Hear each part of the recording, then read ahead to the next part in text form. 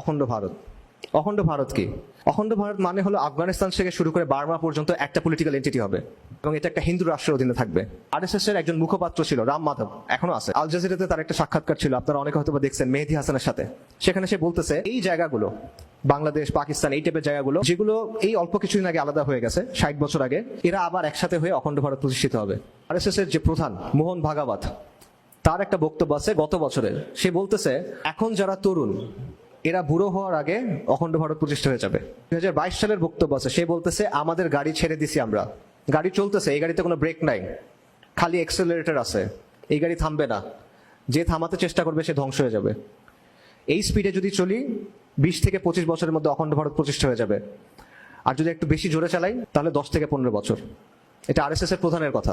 Does that concern us or not? তাদের অখণ্ড ভারতের মধ্যে কি আমরা পড়ছি কিনা? যারাই এখানে পড়ছে তাদের সবার এটা নিয়ে চিন্তা করা উচিত। আফগানিস্তান ছাড়া, আফগানিস্তানের মনে হয় এটা নিয়ে চিন্তা করার দরকার নাই। যারা সোভিয়েত ইউনিয়ন, হুবা, আমেরিকাকে যারা হারাইছে, তাদের টাইম নাই ইন্ডিয়া নিয়ে চিন্তা করার। বাট বাকি আমাদের চিন্তা করার দরকার আছে, বিশেষ করে আমাদের জন্য, কারণ আমাদের 3 দিকে ভারত আর আমাদের একদিকে সমুদ্র।